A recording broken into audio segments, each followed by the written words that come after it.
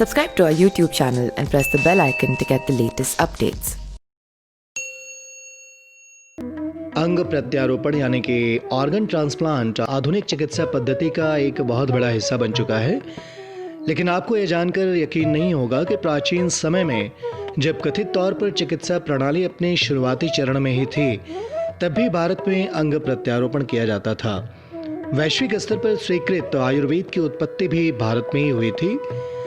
हिंदू पौराणिक कथाओं के अनुसार समुद्र मंथन से उत्पन्न हुए दिव्य चिकित्सक धन्वंतरी ने आयुर्वेद की रचना कर इस ग्रंथ को प्रजापति को सौंप दिया था ताकि इसकी सहायता से मानव जाति की रक्षा की जा सके।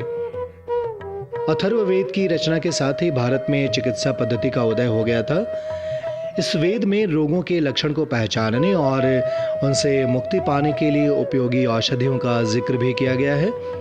अथर्ववेद और आयुर्वेद के इतर हिंदू पौराणिक गाथाओं में स्वस्थ रहने के लिए जरूरी आहार, व्यवहार और विभिन्न बीमारियों के उपचार का जिक्र भी है।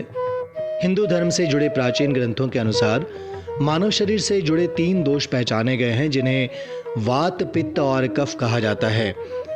इन तीनों के ही उचित अनुपात पर ही किसी व्यक्ति के शारीरिक स्वास्थ्य निर्भर करता है। जब भी किसी व्यक्ति के शरीर में इन 3 दोषों का अनुपात बिगड़ता है तो उसका शरीर अस्वस्थ हो जाता है। बिगड़े अनुपात की वजह से उत्पन्न हुए लक्षणों को पहचाना जाता है और संतुलन का आकलन कर उपचार शुरू किया जाता है। इसी तरह मनुष्य की जीवन शैली को भी राजसिक, तामसिक और सात्विक इन 3 भागों में विभाजित किया गया। वैज्ञानिक भी इस बात को स्वीकार करते हैं कि व्यक्तिगत जीवन शैली या लाइफ स्टाइल ही स्वस्थ और अस्वस्थ शरीर का कारण बनती है। हिंदू पौराणिक कथाओं में गणेश जी के धड़ पर हाथी का सिर दिखाया गया है। विष्णु के वराह अवतार के धड़ पर सुअर का सिर और नरसिंहावतार पर सिंह का सिर मौजूद है। ये इस बात का प्रमाण है कि भारत के चिकित्सकों को वैचारिक प्रेरणा तो पौराणिक काल में ही मिल गई थी। प्राचीन समय में भारतीय चिकित्सक उपचार में अत्यंत प्रभावी तरीकों को अपनाया करते थे और नए नए तरीकों का आविष्कार करते थे। उनके पास वो तरीके भी थे जिनके द्वारा वो रुग्ण अंगों को काटकर उनके स्थान पर दूसरे अंगों को प्रत्यारोपित करते थे।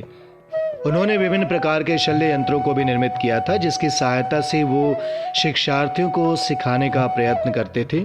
वो न सिर्फ मानव शरीर पर बल्कि मृत पशुओं के शरीर पर शल्य चिकित्सा का अभ्यास किया करते थे।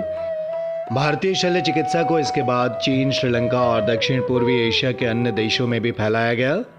आपको यह बात अतिशयोक्ति लग सकती है, लेकिन ईसा से 6ठी शताब्दी पूर्व भारतीय चिकित्सकों ने स्नायु तंत्र से जुड़े चिकित्सीय ज्ञान का उल्लेख कर दिया था।